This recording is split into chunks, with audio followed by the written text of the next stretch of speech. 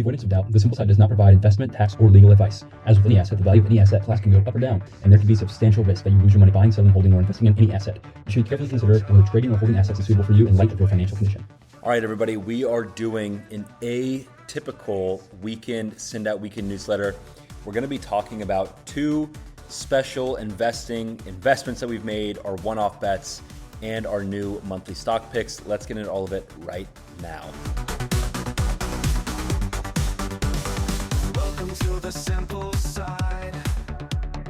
Market beating picks inside. There's no jargon and no time to waste. Join the simple side and end up in first place. All right, everybody, like I said, welcome back to one of the first Saturday send out podcasts and newsletters. That's kind of a deep dive for quite a while. I haven't done one of these in a long time. It's been a few months since I put one of these out.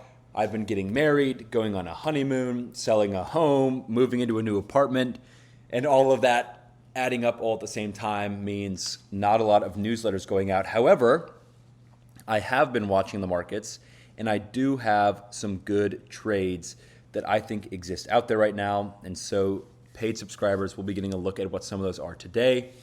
And we're going to be doing a quick dive into one of the investments that we recently closed with a 20% profit. And I'm going to be talking about why we ended up investing into that company and why we saw the returns that we saw, and then why we closed at a 20% return. And this, of course, was an oil investment that we made when oil went sky high and the S&P 500 was struggling. And we decided to buy some portfolio insurance, if you will. All right, let's get into some of these. In today's newsletter, I'm also going to be giving out our new monthly stock picks. So far this year, I think those have been underperforming the S&P 500.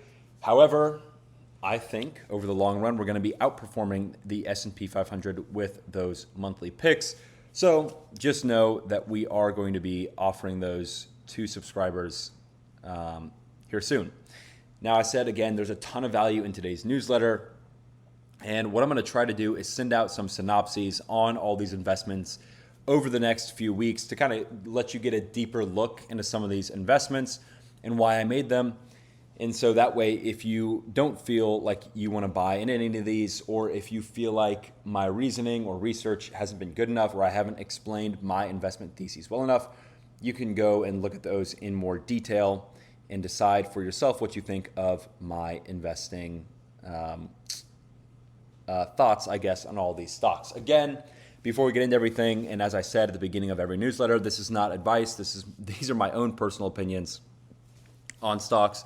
And I'm just presenting to you how I've done my research on these companies and what I think about them. All right, let's talk about these. So the first stock that I want to talk about is actually, I guess, quote unquote, stock number 2.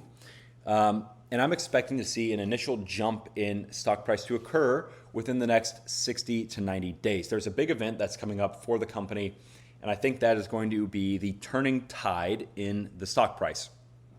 Now, this is actually a stock that we've sent out before, that we have investments in, that we've disclosed already. But I do expect our full stock returns, which are what we're going to talk about later, to be realized over multiple quarters, potentially a year or longer. And it's reliant on cash flows remaining steady and performance increasing.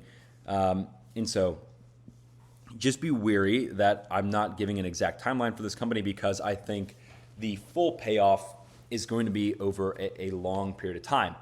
Now, the stock number 1, or the first stock that I'm going to be talking about, is actually a company that is going to be, we're going to see the returns from this company over the next 90 to 120 days, I believe. There is actually like a final date or a final definitive moment of, yes, we're realizing returns, or no, we're not realizing returns.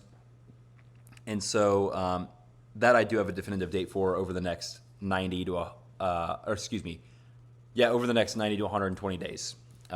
We'll see the payoff from that. So stock number 1, the first one that, stock number 1, the one I just talked about, the returns that we're expecting to see are 33% returns.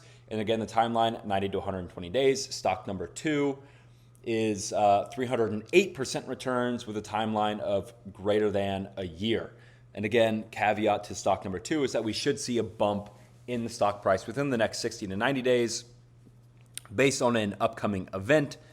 But again, nothing is guaranteed. All right, let's look at these 2 stock bets' potential returns. If we normalize the stock values down to $1, stock number 1, we're seeing a 33% return up to $1.33. And stock number 2, if we normalize it down to $1, we're looking at 308% returns, or the stock going from $1 to $4.08 a share. Now, if you guys are wondering what you're missing, if you're not a paid subscriber, you're not going to be able to see all these investments that we have. But I want to just go through a quick example of a company that we invested in back in, I think it was March, when we were sitting on a nearly 50% cash position that helped us hedge the downturn that we saw in the S&P 500 and our portfolios at that time.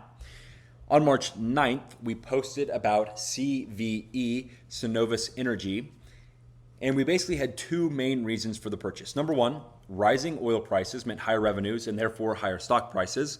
Number 2, a hedge against our current portfolios, which were heavily invested in higher risk AI adjacent equities that were being damaged during the the oil value influx. So back in 2025, oil averaged $69 a barrel. And over that time period, CVE generated $38.239 billion in revenue. So at the end of 2025, CVE was worth about $17.53 a share, with 1.883 billion shares outstanding. Now, we calculated the market cap at the time to be 33 billion. So we can basically call this a 1-to-1 valuation when you look at revenue, 38 billion, to market cap, 33 billion. And yes, the real ratio is about 0.86%, but we're going to say it was valued about 1-to-1 with its revenues. So again, $69 a barrel oil, 38 billion in revenue. That equals about 554 million barrels of oil sold to generate that revenue. Now, those same 554 billion barrels of oil, if we valued those at $100 a barrel, which I believe is what oil is sitting at now, or in that area, that would bring 2025 revenue up to 55 billion. So if we valued CVE at 1-to-1 with its revenues, that means that the market cap would be 55 billion, 1-to-1, just like we talked about before. Now, if we divide that $55 billion market cap by the same number of shares outstanding that there were in 2025, 1.883 billion, we would end up with a share price of $29.42. Now, that's a projected 62% return for CVE in just 1 year, just based on the potential increases in revenue that they would see from $69 a barrel up to $100 a barrel worth of oil. Now, this model is also assuming that there's no growth. It also includes none of the speculatory investments that would be happening due to the huge oil price increases. And regardless, we can take that and we can kind of adjust what we're expecting the returns to be, adjusting for speculation money flowing in, adjusting for the growth. And we can say that the potential annualized return for CVE could be 80%. We could have seen 80% returns. And of course, if that's, if oil stays at $100 a barrel for a full year and blah, blah, blah.